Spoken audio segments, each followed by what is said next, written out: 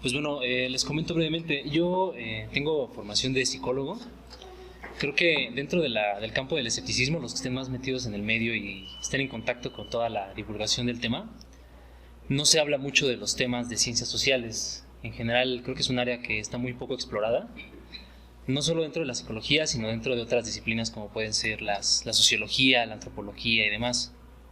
Sin embargo, pienso que las ciencias sociales en general tienen este halo de no tan cercano a las demás disciplinas científicas. Generalmente pensamos en ciencia y pensamos en disciplinas como la física o la química, en las cuales hay un método que históricamente ha estado construido y que tiene mayor o ha sido sometido a más pruebas en muchos sentidos. Entonces, creo que en este sentido la psicología es una ciencia joven que aún está reflexionando sobre sus métodos y que por esa razón no ha tenido tal vez el impacto dentro de los medios escépticos que podría tener. El día de hoy yo les traigo esta charla a raíz de, pues principalmente de todas las discusiones que hay en el México actual respecto a cuáles son las aproximaciones más legítimas a los trabajos en psicología clínica, que es el tema que les quiero exponer, y algunas ideas generales sobre cómo pues cuál es el campo de trabajo, cuál es más bien la naturaleza de las pseudopsicologías, que es como la forma en que se les tiende a denominar, y cómo detectar este tipo de cuestiones. Y a final de cuentas, habría que hacer muchas aclaraciones que las voy a ir haciendo a lo largo de la exposición y que tienen que ver con este tema. Entonces, primero que nada es importante identificar ¿qué es la psicología científica? Pues bueno, la psicología como tal es una área, una disciplina que se interesa en el estudio tanto del comportamiento, principalmente del comportamiento, como de los procesos mentales del individuo. Es una disciplina que hace uso del método científico. El método científico es una cuestión que, digamos que en otras disciplinas como la biología o la física, está bien delimitado. Hay una tradición histórica de investigación que ha dado pie a que la ciencia continúe su desarrollo, digamos, de forma natural, pero en la psicología tenemos una discusión teórica. Los que estudiamos en facultades en todo el país sabemos que uno ingresa a la carrera y le empiezan a enseñar teorías, ¿no? Hay muchas teorías sobre un mismo fenómeno. Entonces, a diferencia de otras disciplinas científicas, la discusión es más dispersa. Hay mucha heterogeneidad en términos de cuáles son las diferentes escuelas de psicología, los diferentes enfoques teóricos que existen para explicar un mismo fenómeno. Yo quisiera empezar con esto para decirles que, bueno, eso es una de las razones por las cuales la disciplina tiene esta, digamos, esta problemática, ¿no? Y que ha dado pie a que haya tantas prácticas pseudocientíficas. En términos generales, la aproximación que tiene la psicología a la ciencia es muy parecida a la de otras disciplinas. Hay un fenómeno hay un método más o menos establecido en el que se observan los fenómenos, se realizan hipótesis, se diseñan experimentos, igual de doble ciego como se hace en otras disciplinas, y se extraen conclusiones. Este método se repite hasta que se llega a alguna conclusión general, alguna teoría y alguna demostración.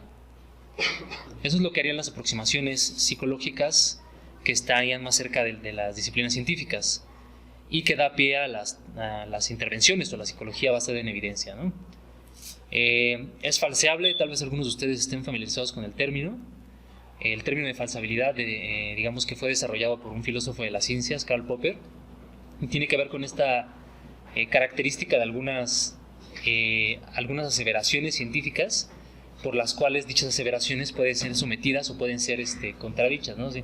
Si yo digo que una persona se va a comportar de un determinado modo en una circunstancia particular, es posible diseñar un método o un proceso experimental en el cual demuestro que sí se va, digamos, a comportar de esa forma o no se va a comportar de esa forma. Es decir, es un fenómeno que puede ser negado o puede ser aceptado. Igual que otras disciplinas, la psicología se basa en análisis estadísticos, en pruebas matemáticas y demás. Y bueno, otro elemento que la hace cercana a las demás disciplinas es que es un campo de conocimiento que es consistente con otras áreas de las investigaciones científicas, ¿no? Sería muy sospechoso que la psicología actuara digamos, lejana a las neurociencias, a la biología, o dijera cosas que las contradicen.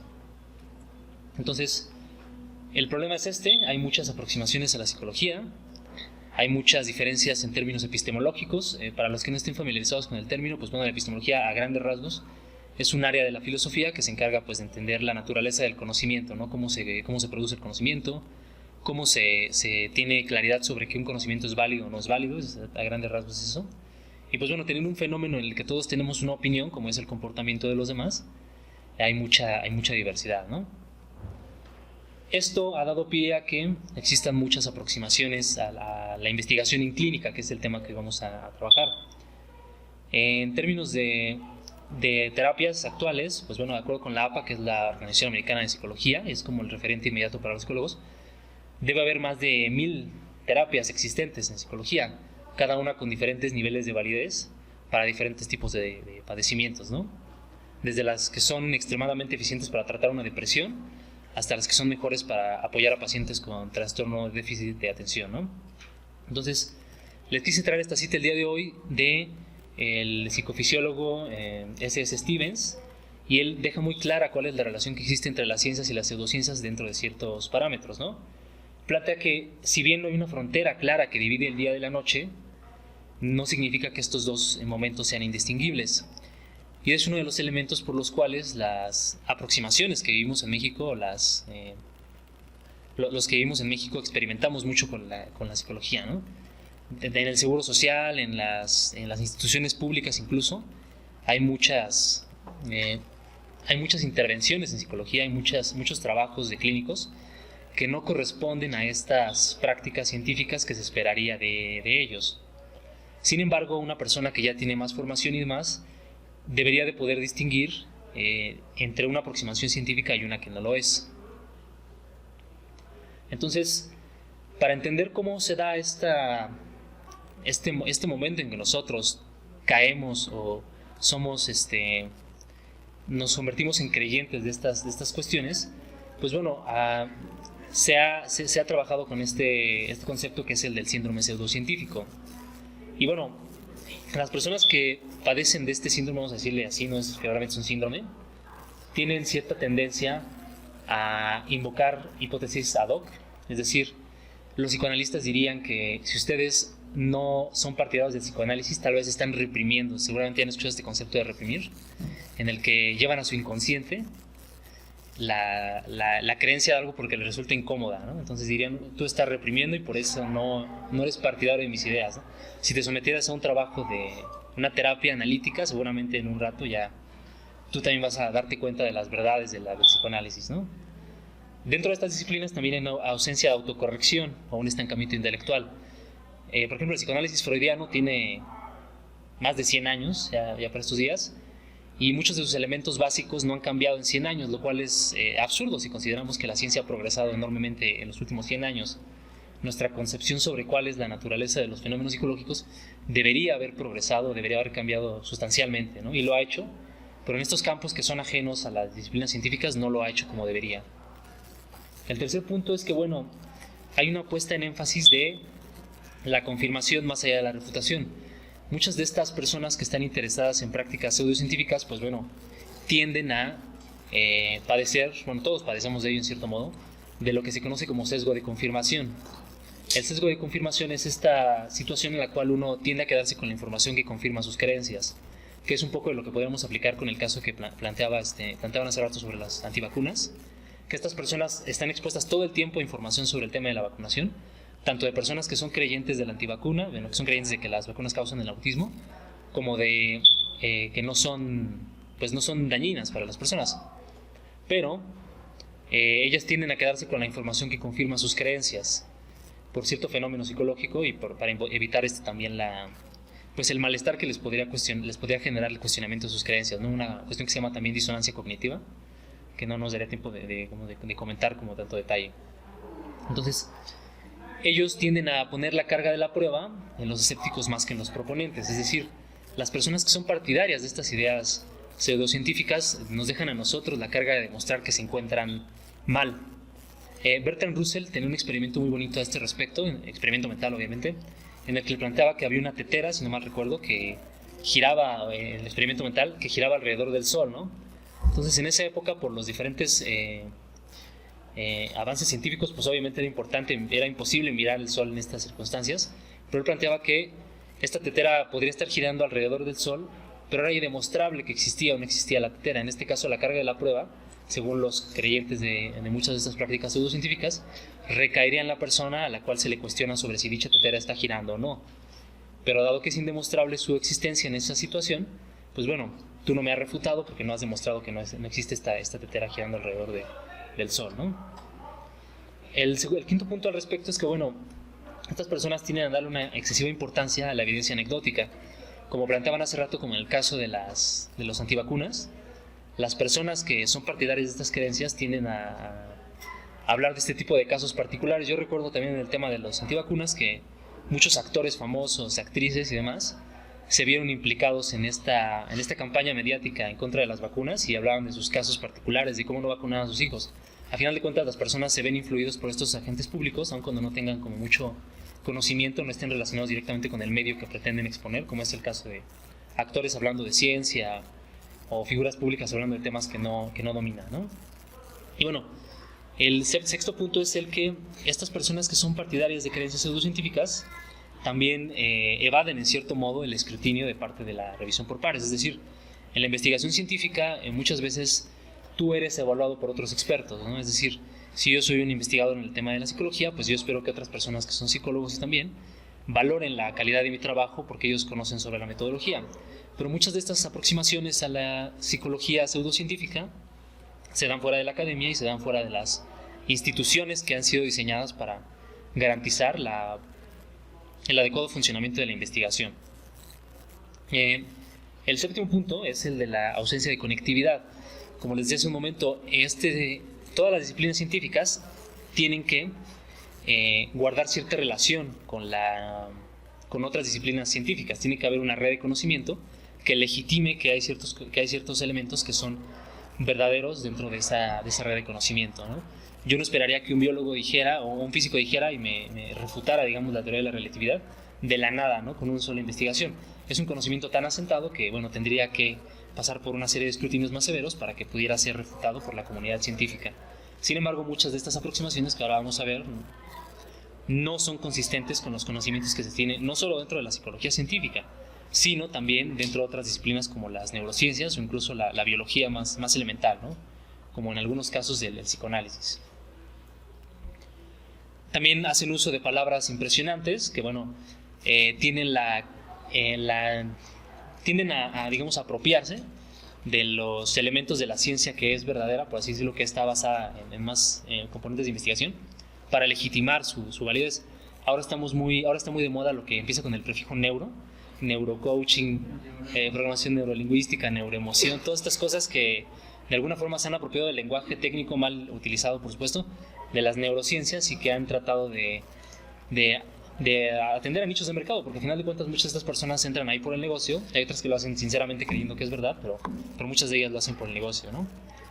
Y bueno, hay ausencia de fronteras, es difícil a veces delimitar bajo qué condiciones funciona una declaración o no. Eso pasa mucho con el psicoanálisis, que si ustedes, dentro de la carrera uno está constantemente en debate sobre la naturaleza de la psicología, y si uno se pone a debatir con un psicoanalista, tienen respuestas para todo, ¿no? Entonces, debes de desconfiar, yo pienso, de alguien que tiene respuestas para todo, porque o está engañándote o realmente no sabe de lo que habla, ¿no? Las personas tenemos un área de ignorancia muy amplia en términos de lo que podemos dominar dentro de nuestra vida, y creo que si uno se especializa se va a dar cuenta de lo ignorante que se vuelve sobre todo en los campos del conocimiento que le son ajenos, ¿no?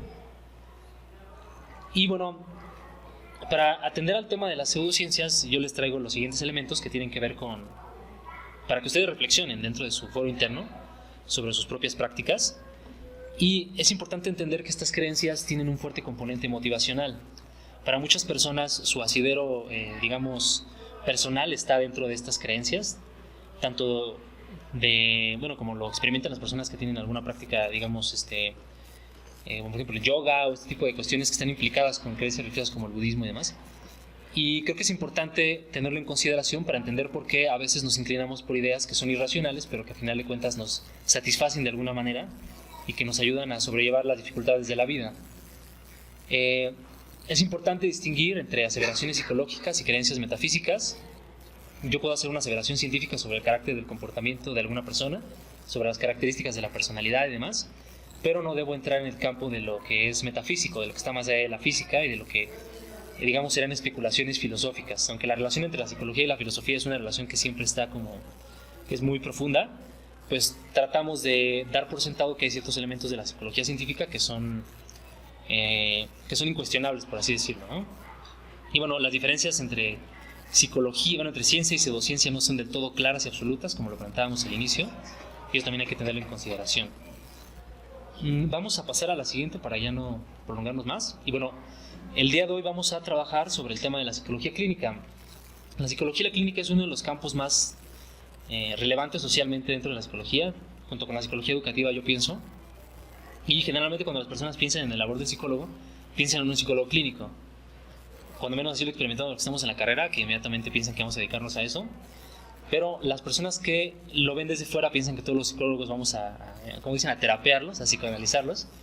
Y dentro de esta lógica, pues es como el campo que más prácticas pseudocientíficas tiene alrededor. Generalmente los psicólogos clínicos nos enfocamos en la parte de las conductas desadaptativas y pues realmente no nos interesa tanto la valoración moral, la valoración ética sobre el comportamiento de las personas, sino más bien hacer que las personas se adapten a su entorno particular y puedan resultar funcionales. Entonces, aseverarle a una persona que debe buscar tener una vida más espiritual o debe de dejar de comer ciertas cosas para purificarse y ese tipo de cosas, no sería algo que haría un psicólogo que fuera competente, ¿no? Más bien se enfocaría en cambiar ciertos hábitos y mejorar la vida de la persona dentro de su ideología o su forma de vivir, ¿no? Entonces, la pseudopsicología es básicamente este problema que padece principalmente la psicología clínica. También hay pseudopsicología en el campo educativo, como con este tema de los estilos de aprendizaje, que tú eres auditivo, tú eres visual, o este tipo de cosas también es un poco de lo que padece la psicología en términos del campo educativo. Y bueno, lo que caracteriza a las pseudociencias es que son prácticas que simulan ser ciencia, pero en realidad no lo son. Digamos que le roban ese nombre a la ciencia verdadera y se lo apropian. El problema aquí es que dentro de la psicología, pese a la formación que tenemos muchos y que tienen mucho en las carreras, pues bueno, estamos muy inclinados a adoptar estas creencias. Uno lo ve en las carreras, no solo en las carreras de instituciones públicas, sino en instituciones privadas y demás. Incluso muchos profesores son partidarios de estas cosas. No es extraño el profesor que se dedica a la clínica y que además te receta tus chochos homeopáticos y demás, o te dice que vayas a las sesiones de Reiki o de acupuntura para que te arreglen integralmente, ¿no? Es algo que padecen también los médicos. Ya tenemos la facultad del Politécnico, ¿no? De medicina homeopática, que algunos ya ubicarán, y que es increíble que pese a que ellos tienen una formación médica severa, se den esta clase de situaciones en que siguen siendo partidarios de creencias homeopáticas. En el campo de la psicología esto ha sido investigado en términos de que, bueno, nuestra formación, dependiendo de las facultades en las que están, porque bueno, en una institución pública la idea es que tengas una formación integral en investigación, haces muchas prácticas, estás muy familiarizado con los procedimientos científicos, pero en muchas instituciones se tiende a poner mayor énfasis en que te enseñen a trabajar en la clínica, ¿no? Tú entras, te formas como clínico y realmente no sabes cómo funciona la ciencia que está detrás de la validación de tus prácticas como psicólogo. Existe una brecha entonces entre la investigación y la práctica pseudocientífica. También se habla de que esto sucede porque existe una preparación en metodología y filosofía de la ciencia que es muy pobre. Como yo les decía, al ser un campo relativamente joven la psicología, todavía mantiene muchas discusiones sobre cuál es la naturaleza del conocimiento sobre el comportamiento. Un fenómeno que los filósofos experimentan mucho es el de, por ejemplo, la aclaración conceptual, ¿no? La formación en la cabeza realmente no está tan interesada en ella y eso empobrece su formación, porque como les decía al principio, todos tenemos una opinión de psicólogos. A final de cuentas, entender el comportamiento de los demás es parte fundamental de existir y de funcionar en la sociedad. Sin embargo, es importante distinguir entre esta psicología folk, vamos a decirle así, y la psicología científica. Y a veces es muy difícil establecer la línea entre qué es una psicología folk y qué es una psicología científica. Y bueno, hay una propagación y mantenimiento de lo que nosotros llamaríamos los psicomitos. Esta idea de que solo usamos el 10% de nuestras capacidades mentales, que es una idea igual pseudocientífica, o esta idea de que existe el síndrome de personalidades múltiples. Aquí les puse la imagen de la película que estuvo hace unos años de moda, bueno, está ahorita de moda, que habla de una persona que tiene muchas personalidades existiendo dentro de sí, y que es una idea que realmente no tiene ninguna validez científica, pese a que muchas personas lo siguen creyendo, ¿no? Y bueno, realmente hay investigaciones que hablan que no existe una correlación clara entre el conocimiento de datos científicos y el escepticismo. Una persona puede ser muy conocedora de temas científicos, pero puede ser muy crédula en algunas cosas. Tenemos por ahí el caso de algunos premios Nobel incluso, que han sido partidarios de creencias como la homeopatía. Ahora no recuerdo el nombre de este premio Nobel, que es muy famoso, que incluso fue partidario y promotor de la homeopatía o otro tipo de terapias pseudocientíficas, ¿no? Y bueno, también pasa que no tenemos una formación muy fuerte en la parte del pensamiento crítico. Ya actualmente en las facultades de todo el mundo se está inclinando porque podamos en la educación pública meter trabajos sobre pensamiento crítico para enseñarle a las personas a ser más, valorar de mejor manera sus ideas y ser más críticos con sus propias formas de concebir el mundo y la realidad en general, ¿no? Que pasa, por supuesto, por una educación científica. Entonces, hay una cosa que se conoce como el veredicto del dodo, que es el argumento que se tiende a esgrimir más habitualmente por los psicólogos que son partidarios de lo que nosotros llamaríamos eclecticismo metodológico. Y básicamente los eclécticos dicen: yo creo que todas las terapias funcionan porque tienen algo en común. Y es que hay una relación entre las personas y esa relación puede resultarme favorable para yo superar un problema, ¿no? Entonces yo estoy deprimido y atiendo a varios terapeutas, pero resulta que me curo de la depresión, vamos a decirlo, porque asisto a un psicoanalista, ¿no? Los psicoanalistas te van a tener en sus divanes, o sea, te van a tener ahí durante años en la metodología tradicional, porque la terapia psicoanalítica puede tomar mucho tiempo. Hay un proceso muy largo que ellos describen de transferencia y demás, y ellos te tendrían muchos años en terapia. Por supuesto, esto tiene una parte comercial también, porque al final de cuentas ellos van a cobrar esas cantidades de dinero por cada sesión que reciban, y pues va a durar muchos años incluso la terapia, ¿no? Si a ustedes les gusta, por ejemplo, el cine de Woody Allen, saben que en esa época estaba muy de moda el psicoanálisis, y siempre aparece Woody Allen con su psicoanalista en el diván, y durante muchos años va al psicoanalista, le cuenta todos sus problemas, sabe toda su vida personal y demás. Hay depresiones estacionales, esto es importante. Uno puede pasar por un proceso depresivo que dura alrededor de, digamos, 2 semanas o una semana, lo que podríamos conocer como una depresión de calle. Me dejó la novia, estoy un poco triste, pero gradualmente una persona en estado saludable lo va superando y alrededor de unas semanas se remite el proceso, como podría ser una gripe, ¿no? Pero en este proceso puede atender a un terapeuta y él creer que esa situación o esa relación terapéutica le resultó favorable. Pues bueno, dentro de esta dinámica hay algo que se conoce como el fenómeno del dodo, o el veredicto del dodo, que habla de que todas las terapias tienen estos elementos en comunes, ¿no? Que las características del paciente lo hacen resiliente, es decir, lo hacen capaz de superar las dificultades de la vida por sí solo, que la relación entre el terapeuta y la persona favorece que él salga de ese proceso independientemente de las técnicas específicas que se utilicen. Sin embargo, este veredicto del dodo, en el cual la alianza terapéutica es el principal elemento, ha sido refutado y es uno de los principales argumentos que utilizarían los partidarios del eclecticismo dentro de la psicología. No hay evidencia disponible de que el funcionamiento de la terapia sea independiente a las técnicas específicas que se utilicen. Entonces, ya para que cuando a ustedes les toque, si alguna vez tienen que acudir a un psicólogo, pues estén un poco más informados de la cuestión y puedan tener ahí una decisión más razonable, ¿no? ¿Cuáles son las consecuencias de las prácticas pseudocientíficas en psicología?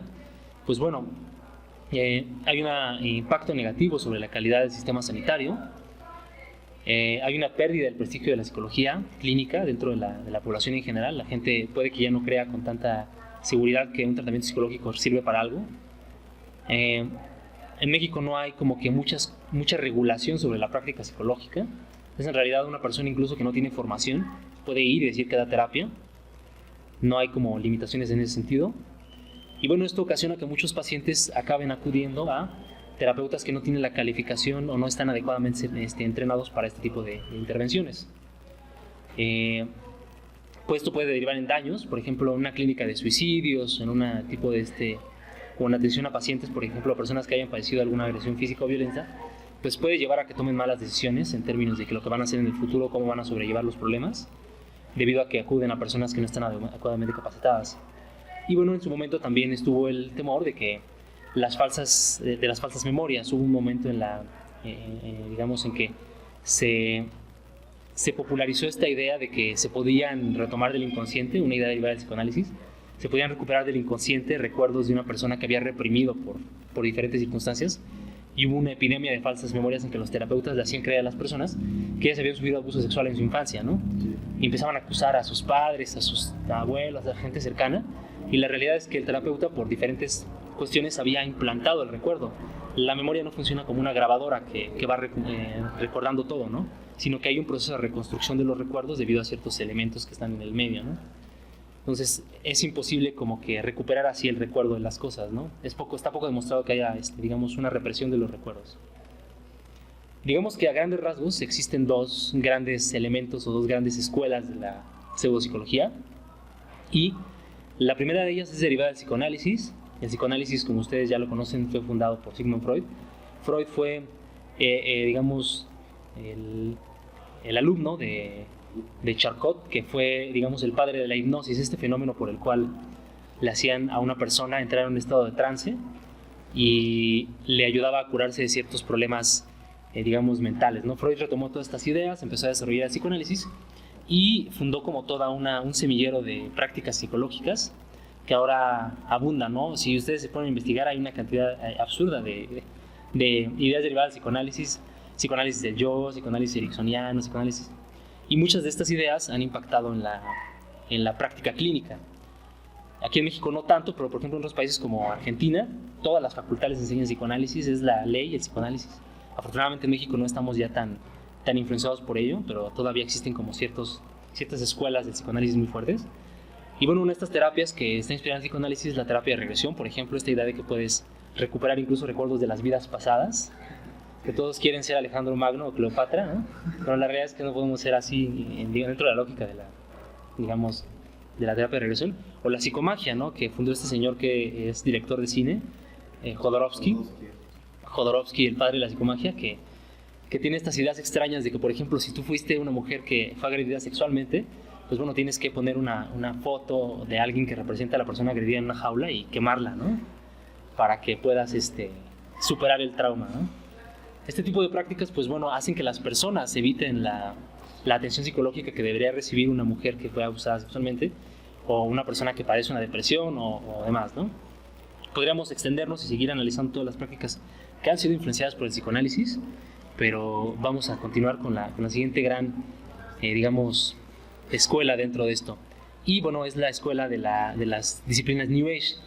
Las disciplinas New Age, pues bueno, fueron inspiradas en un movimiento contracultural que tenía esta creencia de que la Tierra entraría en la era de Acuario, lo que ocasionaría que hubiera una etapa para la humanidad, ¿no? Entonces, muy influido por este movimiento hippie y demás, que estaba muy relacionado con los movimientos espirituales y con la gente buscando alternativas a las creencias más materialistas, vamos a suponerlo.